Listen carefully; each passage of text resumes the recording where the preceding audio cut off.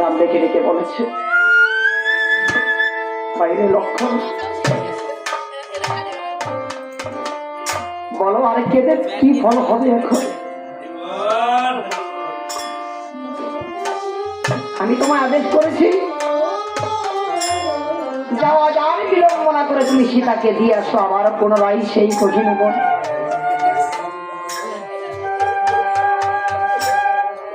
লক্ষণ কেঁদে কেঁদে বলেছে, ও দাদা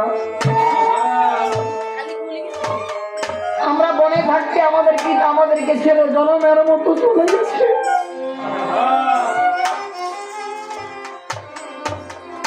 আমি যে সদা সর্বদা তোমার আদেশ পিতৃ আদেশ বলে গণ্য করে এসেছি,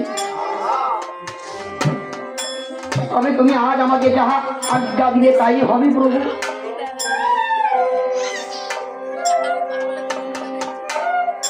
এইদিকে মা সীতা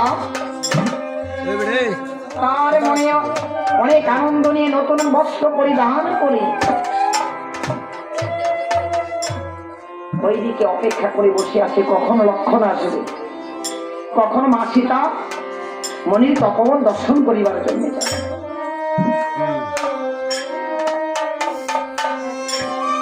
এমন সময় লক্ষণ গিয়ে ডেকে ডেকে বলেছ, মা আর বিলম্ব করো না মা, চলো আমরা সেই মনির তপবন দর্শন করিবার জন্য যাব। মাগো তুমি শোনো দিয়া মন, ওই যে দেখো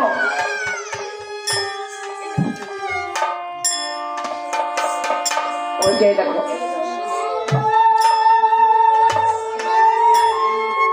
তোমার জন্য কত সুন্দর রথ সাজিয়ে রেখেছি, এখন এসো মা। এই বলে মা সীতা এবং লক্ষণ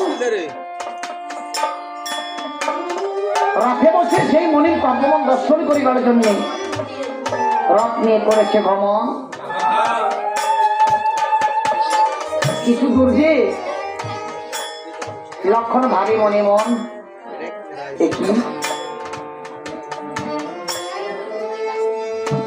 আমার মাঝে আজ নিদ্রায় সজ্জায়িত হয়েছে।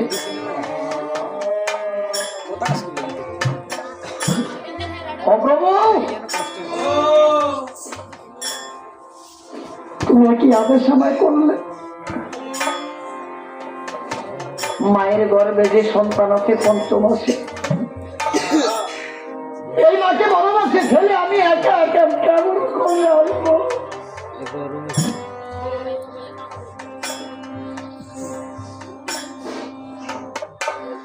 মামার যদি শুনে তার বনবাসের কথা পাথরে ভাঙিলে আপনি তাহার কথা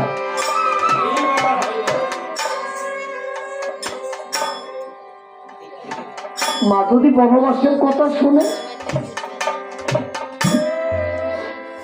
এই পঞ্চমাসের সন্তান নিয়ে মা বনমাঝে বলো থাকিবে কেমন?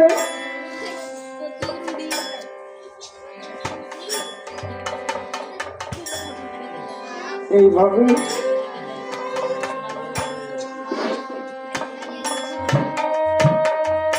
রথ নিয়ে কথা হইতে ধীরে ধীরে করেছিল, সেই তপবনে গিয়ে দিয়েছিল। লক্ষণ আগে মাকে ডেকে ডেকে বলেছ, গো মা, ও মা শীঘ্র করে তুমি নিদ্রা ভঙ্গ দিয়ে একবার উঠো মা। ওই যে দেখো কি সুন্দর মনির তপবন, কি অপরূপ প্রাকৃতিক দৃশ্য, সে দেখো মা। এখনো লক্ষণ বলতে পারতেছে না, হ্যাঁ আছে, এখনো লক্ষণ বলতে পারতেছে না যে মাকে আজও বনবাসী রেখে আবার পুনরায় চলে যাবে।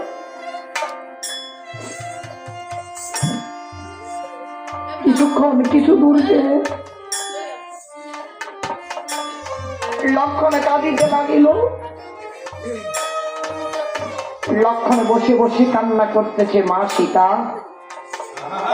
আমি দেখিতে পাই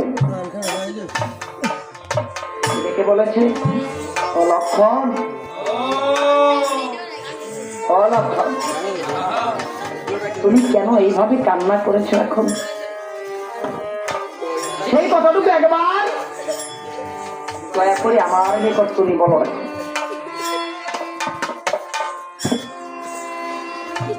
লক্ষণ আজ কেঁদে কেঁদে বলতেছে, ও গো মা, দাদা যে আমাকে কিডনি দারুণ আজ্ঞা দিয়েছে, ও মা, আমি তোমাকে কেমন করে বলি বলো মা।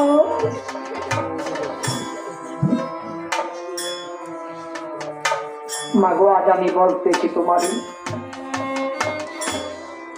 দাদার আদেশে তোমাকে বনবাসে দিয়ে যেতে হবে আজ জনমের মতো তোমাদের। তখন মা সীতা কেঁদে কেঁদে বলতে, ওরে কি